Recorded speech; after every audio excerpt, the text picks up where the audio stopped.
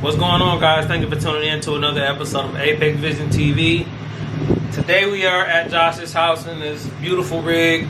We are going to do an iRacing comparison between all the GTP cars. I think iRacing has stepped up a lot lately. One of the things that took me away from iRacing was obviously the cost, but there was no rain, and I felt like the car list was just pretty outdated. To give an example, you know, the McLaren 12C, still one of the GT3 cars. So there was a few things that kind of disturbed me away from it, but out of nowhere, you know, they announced all 4 GTP cars will be in the game. At first it was just the BMW, and I thought it was going to be like the past where we got just one car from a class, you know, it'd be just a Ford GTE car, or the C8 will come way later. So I'm really excited to go ahead and compare all 4 of these cars, and we're going to rank them. Me and Josh going to compare them and talk about it. So we got this Moza FSR, DD1, Track Racer. Stay tuned.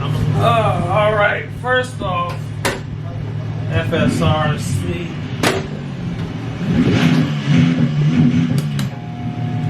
And we normally don't race with the racing line. We just learn the new tracks. But obviously, Spa's like the home track for me.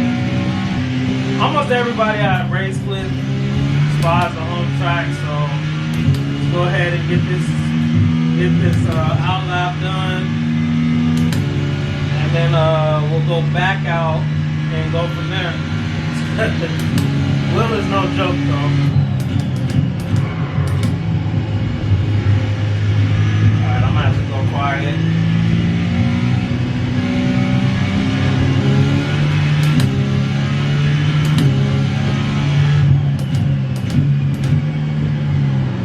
Oh. You got damage on? I think iRacing has damage on, period. Pause the car, like break it, press and hold escape. Now hit test again.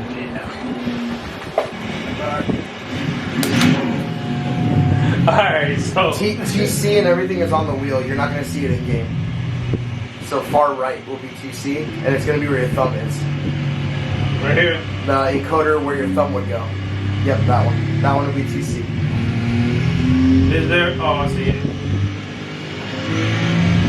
And I don't know how high it goes. Well, alright, let's get this outlap done. Then we're gonna back out. We'll kind of talk about expectations and then go from there.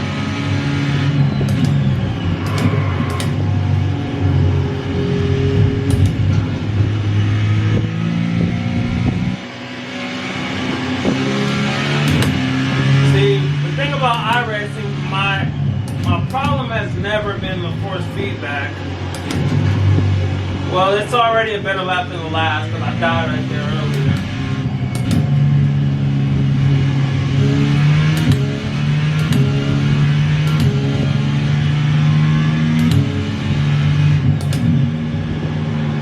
It's heavy.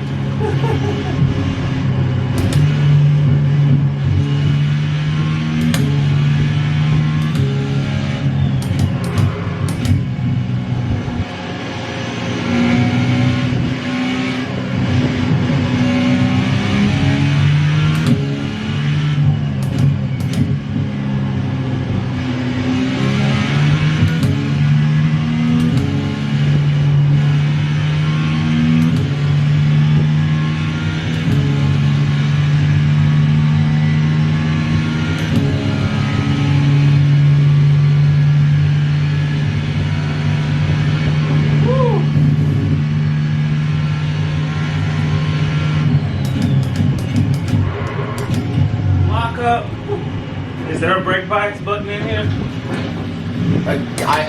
I don't think you can change it on this car. This is the only car I think you can't change the brake bias. Alright, well, let's go ahead and back out, talk about the class, and then we'll go from there.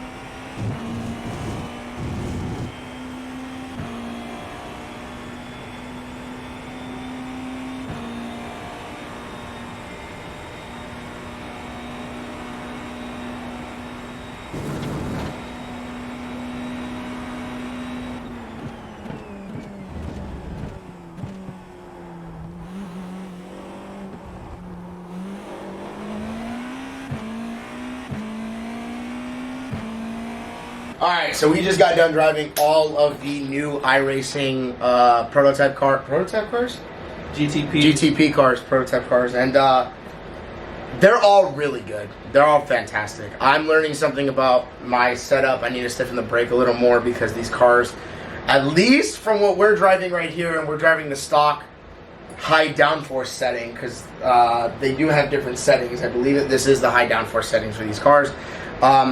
All of them are awesome. All of them are incredible. The Acura, the front of the Acura, the turn-in, the capability of that car, for me, is incredible. The problem with the Acura, though, is the rear loves to just come out on it. It's prone to, I wouldn't say oversteer, though. I don't think it's an oversteer thing. So before we get to deep dive into, we're gonna do that. But to his point, wow, what a group of cars, and what impressed me was like how close they are. Yeah. In comparison, I watched a video earlier today, and the guy was able to get a 10th within the cars, and it's actually funny because we were able to replicate that for the most part. For the most part, we were able to replicate that. All right. Well, there is no last place, but we will say our favorites. With that being said, last for me, I'm probably gonna do. The thing about these cars is this, man. Like, all of them, we were able to replicate it to where we're almost in a 10th of each other, which is awesome. That's great.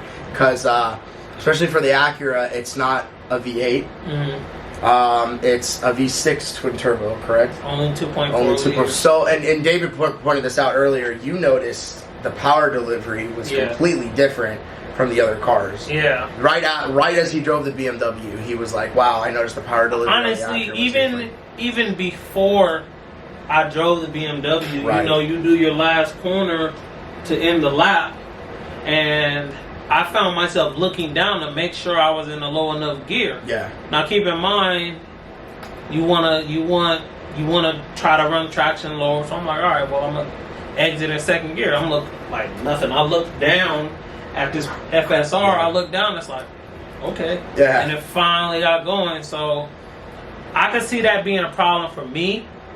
I'll take running a little higher traction on a car with more power down low. With that being said, I do have to give it to the Cadillac for me for number one. The Cadillac's power delivery is really just. Well, we're supposed to do 3 or 4, 3, 2, 1. Oh, is that what we're doing? Yeah. Oops. I said last. Oh, last. Okay. Well, okay. So here's the thing. Is if we're doing 4, 3, 2, 1. There is no last. There is no last. The problem with me is that with this Porsche, I know this thing's fast, man, and I know I can get a good time out of it. David is able to modulate the brake a little better than I am. I need to make my pedal a little stiffer because, especially with this car, it seems like I'm locking up the brakes very, very easily. I've also noticed that I was getting a lot of understeer with this car. That's what I was feeling. David set a really freaking good lap, man. He set a good lap. So what are your thoughts about the Porsche, first of all? So I guess we're not going to rank them. We're just going to we'll just talk about them. Because the thing about it, guys, is all of them are really cool. All of them are stable. They're freaking planted. They all have a great power delivery. So it's not like I'm saying the Porsche is the worst. It's just the hardest for me to drive, it seems like. For the record, I think his issues were because he finally softened his brake. Yeah. These cars, I mean, they don't have ABS. They don't have any of that. He softened his up because he was driving on the GT Omega Arc. But with the Porsche, for me, it had everything that I needed it to have. It had good enough grunt down low. The brakes, it was kind of easy to lock up. But he walked away. I told George, I said, hey, I got it figured out. And I went quiet. And I laid down my time, which I'm going to rank them as we talk. but I ran a 204.6, and that was actually my fastest lap of the night. It's weird because I think my fastest lap was with the BMW. Yeah. I think that is so weird because that wasn't my favorite car. Yeah. So yeah, Porsche, good delivery. It never felt laggy, but I'm gonna chalk that up to the engine with the V's, turbos being inside, Yep. and being pretty big. It's a 4.6 liter.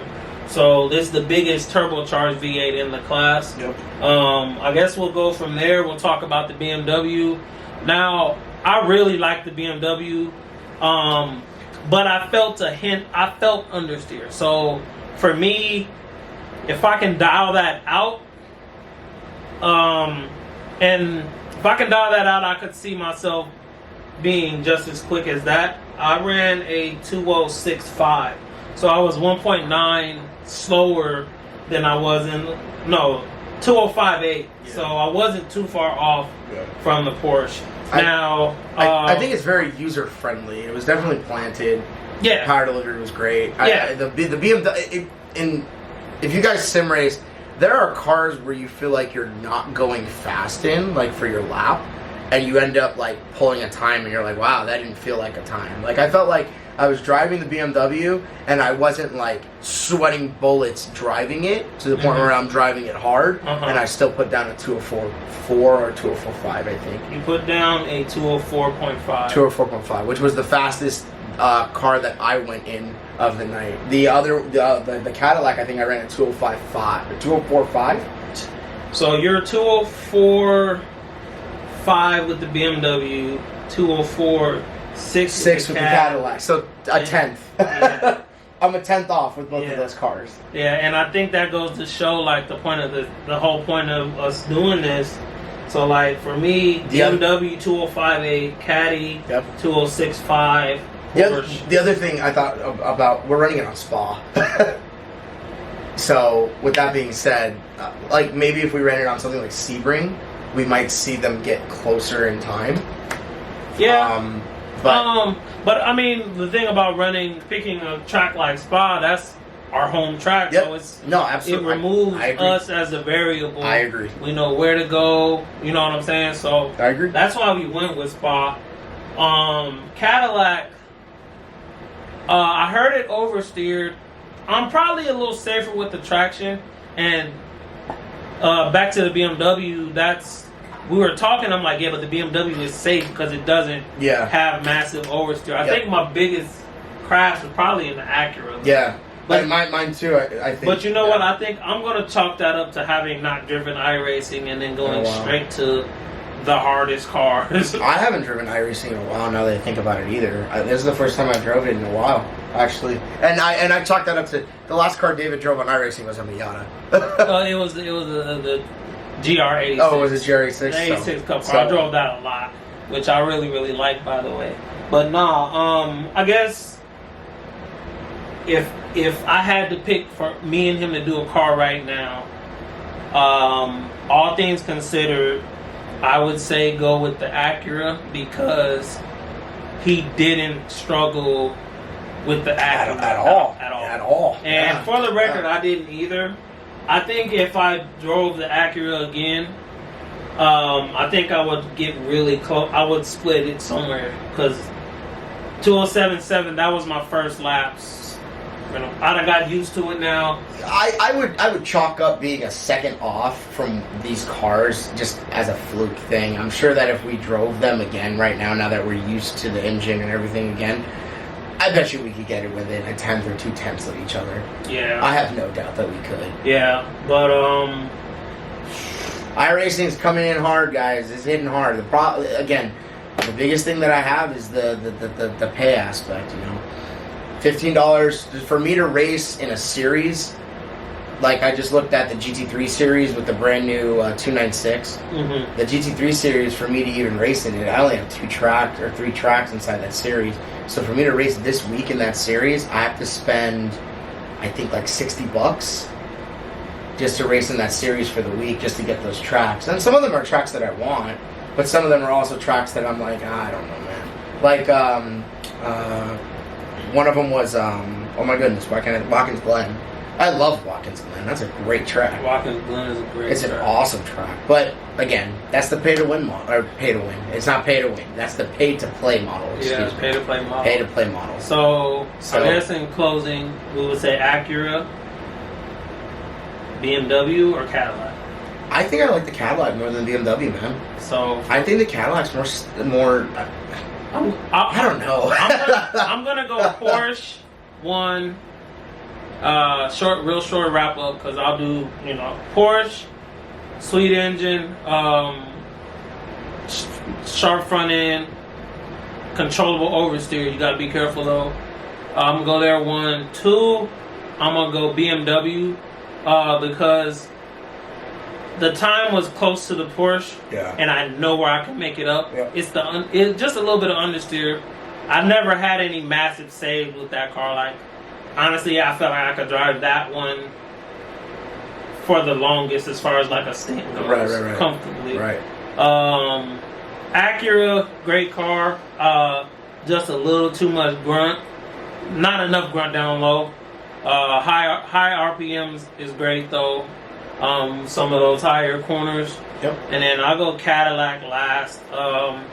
I think, and there is no real last, but the nature of the engine, big cross-plane V8. I found myself like almost bouncing off the rev limiter just because it felt so slow and well, it goes through those gears quick because the red line isn't very high. Yeah. So go ahead. Yeah. I think if I had to choose, the Caddy is probably my favorite so far. The Acura and the Caddy are right there though. What about them? I just feel like the turn in on the Acura it feels different to me. It just feels so planted when I go in for a turn. It feels the most formula. Yeah, that's what I would say too. It feels the most like I would say, yeah, car. I would say that too. Actually, it's a really good interpretation. It feels the most like an open wheel car. BMW probably next, and then the BMW third. Yeah, then the Porsche probably last. But again, the Porsche is only because I'm weird with the brake right now. Personally, I think that I blame that on the new chassis. Not that the chassis is the issue, but the brake was set up to run on that other chassis. It's a soft brake. If you look at the Huskenveld actual manual, I have it set to, I think, one of the softest settings. So Here's how we know it's soft, though. When you first got them, I was not comfortable driving barefoot or with socks on, Well, that could be attributed to your brake too. Huh? That could be attributed to your brake at home. Yeah. You got your stuff stiff. Yeah, I wear shoes now at home. You got your stuff stiff. But I think you softened it because you were literally afraid of that. Literally, the guys. GT Omega imploding. Literally, guys. The pedal plate on the GT Omega, and maybe we'll insert a clip or something, but it's bent. Like it's not straight. It is like indented and going like this. Yeah. Just because of the way that we had it set up, and that was on the soft setting. So yeah. All right. Well, we'll go ahead and close the video. In conclusion, guys, iRacing, you're doing a great job. I know you fixed the grass. The grass isn't ice anymore, and then you guys did some stuff with the physics. Feels really good, and then weather and rain coming next. The most important thing. Yeah. Rain coming next. Good prototypes. I do think that iRacing is going to start to become one of my mains, but I mean, we jump around every sim, guys. So if you want to see us do any other comparisons for any other cars and any other sims, I know AMS2 is always updating their roster. We can do something like that. 296 we can do versus like. Well, you're gonna drive it regardless. No, I might do a rig. Is that cool? Rig walk around. Yeah, of course. And I'll talk with you about that. Yeah, absolutely. And then I want to drive something cool. So that's gonna like, comment, subscribe. Check out his page because I'll probably do some more sim racing stuff eventually. One of the homies. Yeah, you definitely gotta. Eventually. You gotta do that, bro. It's something that we do a lot. Whether it's my setup or. It's something that we think about a lot for sure. We talk about it a lot. It's levels to it, man. For sure. But anyways, guys. Apex out. We out.